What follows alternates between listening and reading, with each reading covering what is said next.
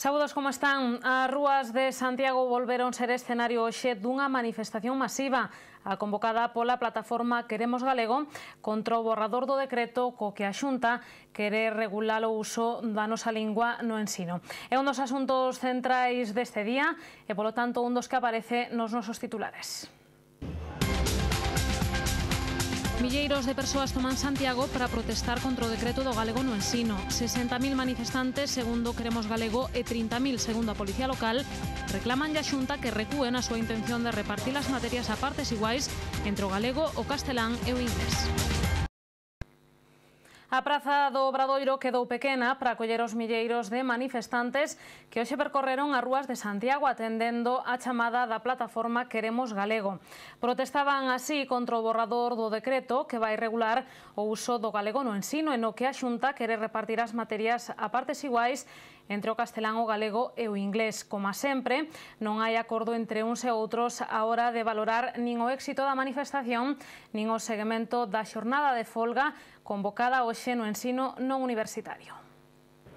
60.000 persoas, segundo a organización, 30.000, segundo a Policía Local, tomaron hoxe as rúas de Santiago para protestar contra o decreto do galego no ensino da Xunta.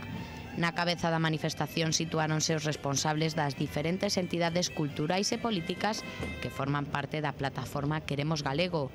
Un deles, o presidente da Mesa pola Normalización Lingüística, Carlos Callón, celebrou a resposta da sociedade fronte aos que tildan de radicais os defensores do galego. É un clamor, a pesar dos insultos por parte do presidente da Xunta, que dixo que éramos uns extremistas, que éramos uns radicais, que estábamos coaccionando a profesorado estudantado, auténticos disparates impensáveis nun goberno serio, cívico e responsável. A pesar diso, vemos aquí a mobilización da cidadanía, dicíndolle que o que defendemos é o noso idioma. Na mesma liña, o secretario xeral de Ciga Ensino felicitouse polo respaldo da comunidade educativa.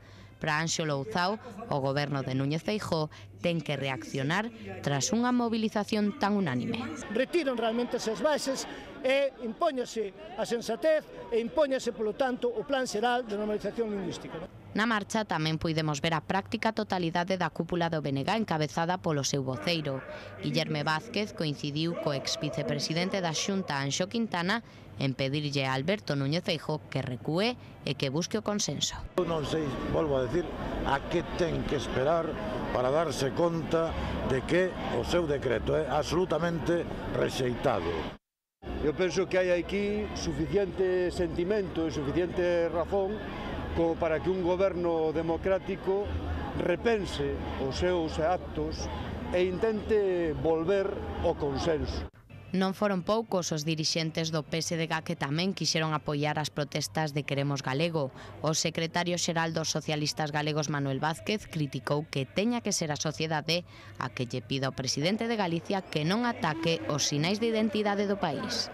O que é inédito en toda España, o que é inédito creo que en todo o mundo, é que teñamos que defender o galego do ataque do presidente de Galicia, do ataque do goberno galego, que nin Fraga, nunca, nin Fraga, tuvo a osadía de facer cousas destas. Temos unha iniciativa parlamentaria que permite constituir unha comisión en que todas as forzas políticas, partindo de cero, sexamos capaces de dotarnos dunha normativa de consenso e que eso debe ser o obxectivo que nos demos entre todos. A manifestación estivo acompañada dunha xornada de folga no ensino non universitario. Segundo o sindicato Ciga Ensino, o seguimento do paro foi do 90%. A Xunta reduce esa porcentaxe a menos do 50%.